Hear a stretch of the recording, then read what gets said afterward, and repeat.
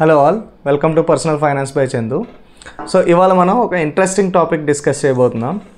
Video start చేసే ముందు నాకు ఒక బేసిక్ క్వశ్చన్ ఉంది.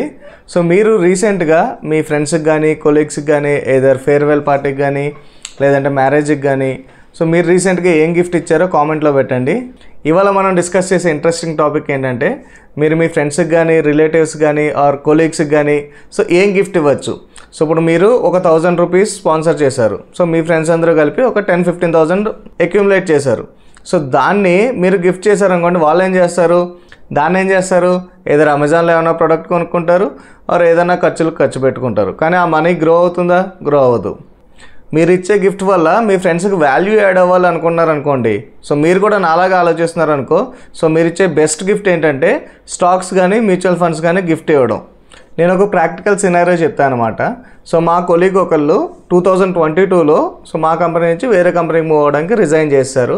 సో మేమేం చేసామంటే ఉన్న ఫ్రెండ్స్ అందరం కలిపి మనీ పూల్ చేసుకుని ఒక 10,000 గ్యాదర్ చేసాము. ముందు ఆ వాల్యూస్ చూపిస్తాను, దాని తర్వాత మనం ఫర్దర్గా డిస్కస్ చేద్దాం. ఇక్కడ మేమేం చేసాము, 10,000తో కొన్ని కపుల్ ఆఫ్ స్టాక్స్ కొన్నాను. ఇక్కడ చూస్తే 5 స్టాక్స్ కొన్నాను, MCX, NMDC and few other things. మేము ఇన్వెస్ట్ చేసింది ఎంత, 9,965. ప్రజెంట్ వాల్యూ ఎంత ఉంది, 15,500. అంటే 56% గ్రో అయింది. ఇది కూడా ఏంటంటే ప్రజెంట్ ఎలక్షన్ వాలటిలిటీ గురించి మొన్న 10% పడిన తర్వాత 56% ఉంది. అంటే సో దీని యాక్చువల్ వాల్యూ అరౌండ్ 65-70% ఉండాలి. సో మార్కెట్ క్రాష్ వల్ల 56% ఉంది. ఇదే 10,000 అమౌంట్ని మేము ఏదర్ గిఫ్ట్ కార్డ్ కింద కానీ క్యాష్ కింద కానీ మా కొలీగ్కి ఇస్తే ఏం చేస్తారు, ఆ టెంపరీ పర్పస్కి యూజ్ చేసుకుంటారు. కానీ ఆ 10,000 16,000 కింద గ్రో అయ్యేదా? లేదు. ఆ మొమెంటరీ పర్పస్ కోసం సర్వైవ్ అయ్యేదంతే. ఒకసారి దీన్ని ఎప్పుడు కొన్నాం ఏంటి అనే డీటెయిల్స్ చూద్దాం. మన హోల్డింగ్స్ చూస్తే సో ఇవన్నీ లాంగ్ టర్మ్ హోల్డింగ్స్, అందుకే గ్రీన్ కింద చూపిస్తున్నాయి. సో ఒక షేర్ తీసుకుని దీన్ని బ్రేక్ డౌన్ చూద్దాం. ఇది 2022 జాన్ 6th కొన్నా అనమాట. ఇక్కడ మీరు ఎంత అమౌంట్ ఇన్వెస్ట్ చేస్తున్నారు కంటే ఎంత టైం పాటు ఇన్వెస్ట్ చేస్తున్నారు అనేది ఇంపార్టెంట్. ఇక్కడ మీరు ఈ షేర్ చూస్తే దీన్ని 2 క్వాంటిటీ కొన్నాను. సో ఒక్కొక్క షేర్ వచ్చి 1,600 రూపీస్, దాని బై వాల్యూ వచ్చి 3,200 రూపీస్. ఇది 2022 జాన్ 6 నుంచి ఇవాళ వరకు ఎంత గ్రో అయింది, 116% గ్రో అయింది. అంటే పర్ ఇయర్ అప్రాక్సిమేట్గా 30%, అంటే మోర్ దాన్ 2.5 రూపీ ఇంట్రెస్ట్ అనమాట.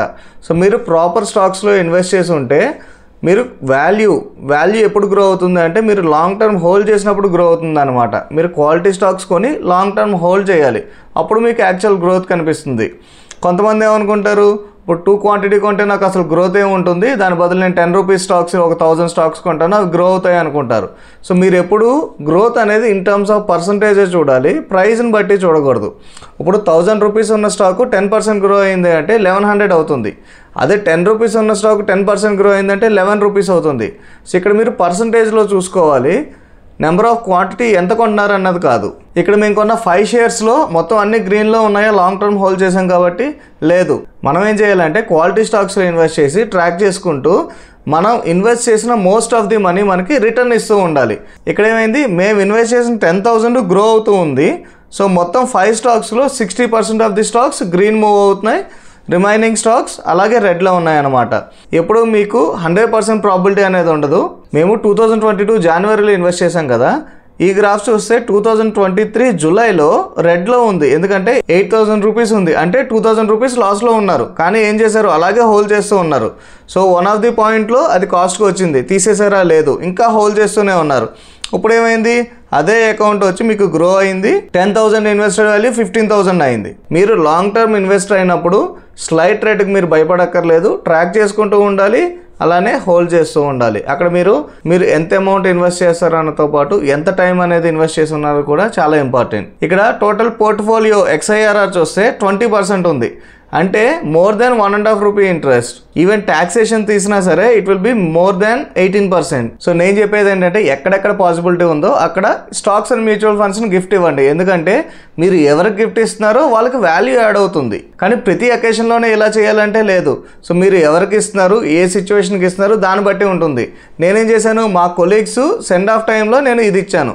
అదే మీరు ఎవరైనా 60 years ఉన్న వాళ్ళ ఫంక్షన్కి వెళ్ళినప్పుడు నేను స్టాక్స్ మ్యూచువల్ ఫండ్స్ ఇస్తా అంటే నవ్వుతారు. ఇది కేస్ టు కేస్ సినారియో అనమాట. సపోజ్ మీ ఫ్రెండ్స్కి మీరు గిఫ్ట్ ఇద్దాం అనుకుంటున్నారు మ్యారేజ్కి, మీరేం చేస్తారు, ఫ్రెండ్స్ అందరూ కలిపి అమౌంట్ గ్యాదర్ చేస్తారు, ఒక 20,000 30,000 గ్యాదర్ చేశారు. దాంతో కొన్ని మ్యూచువల్ ఫండ్స్ కొనండి. సో వాళ్ళు ఏం చేస్తారు, లాంగ్ టర్మ్ హోల్డ్ చేశారు అనుకోండి. సో ఈ 30,000 3 lakhs అవుతుంది, 30 lakhs కూడా అవుతుంది. నా దృష్టిలో ఎక్కడెక్కడ పాసిబిలిటీ ఉంటే అక్కడ ఇలా స్టాక్స్ని మ్యూచువల్ ఫండ్స్ని గిఫ్ట్ ఇవ్వండి. మీరు ఎవరికైతే గిఫ్ట్ ఇస్తున్నారో వాళ్ళకి వెల్త్ ఇంక్రీజ్ అవుతూ ఉంటుంది అనమాట దీనివల్ల.